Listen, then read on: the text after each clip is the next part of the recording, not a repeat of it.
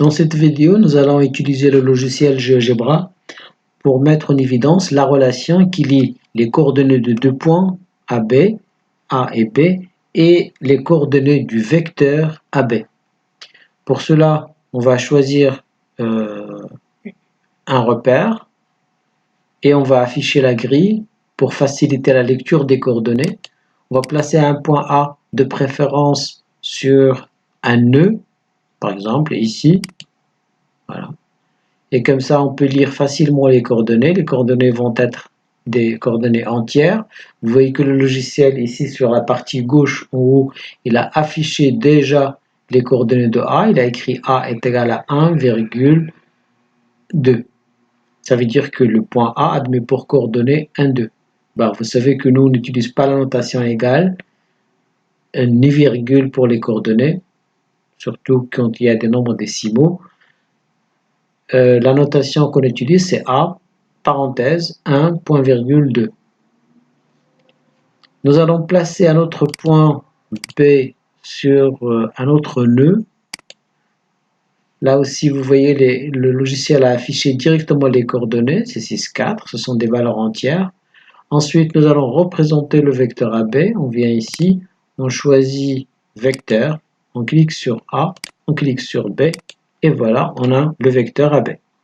Nous avons affiché dans la zone de graphique les coordonnées du point B, 6, 4, les coordonnées du point A, 1, 2, et les coordonnées du vecteur AB, ça c'est le vecteur AB, 5, 2.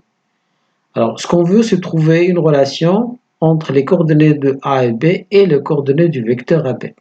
Vous voyez ici le 5, par exemple, et là j'ai 6 et 1. On sait que 6 moins 1, ça fait 5. Et là, 4 et 2. Si on fait la différence 4 moins 2, ça fait bien 2.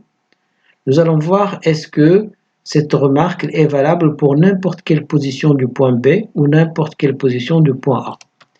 Pour cela, nous allons faire varier le point B verticalement tout en les plaçant juste sur des nœuds pour pouvoir lire facilement, pour avoir des coordonnées entières et pour que le calcul devienne simple, tout simplement.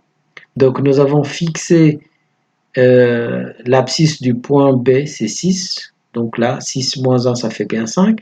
Et là, on va faire varier juste au niveau des ordonnées. On va voir est-ce que la différence, l'ordonnée de B moins l'ordonnée de A, est bien égale à la deuxième composante de ce vecteur. Là, j'ai 5 moins 2, ça fait 3. On va trouver une autre position pour B. 7, 7 moins 2, ça fait bien 5. Si je place B un peu plus en bas, par exemple ici, moins 1, moins 2, ça fait bien moins 3.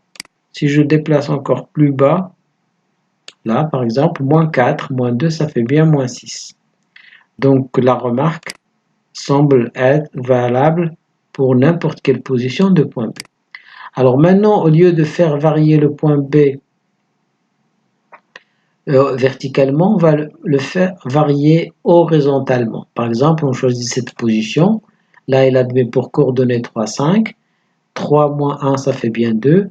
Et 5 moins 2, ça fait bien 3. Nous allons fixer l'ordonnée de B à 5. Donc, on ne va pas changer l'ordonnée. On va le faire varier horizontalement pour faire varier que l'abscisse de B. Par exemple, je peux le mettre ici. Vous voyez, l'ordonnée est fixe, c'est 5. Maintenant, l'abscisse, c'est 7. 7 moins 1, ça fait 6. Je déplace encore horizontalement B ici.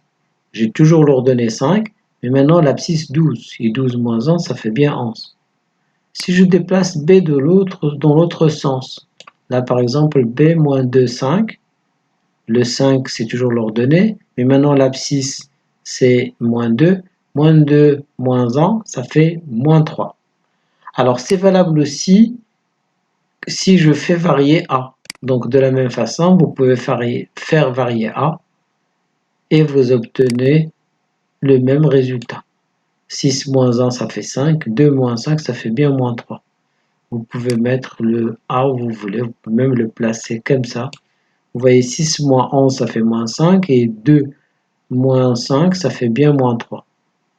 Donc vous pouvez le placer. Évidemment, vous pouvez choisir aussi des valeurs des coordonnées décimales. Sauf que le calcul, ça prend un peu de temps pour faire ça moins ça, donc c'est pas notre objectif.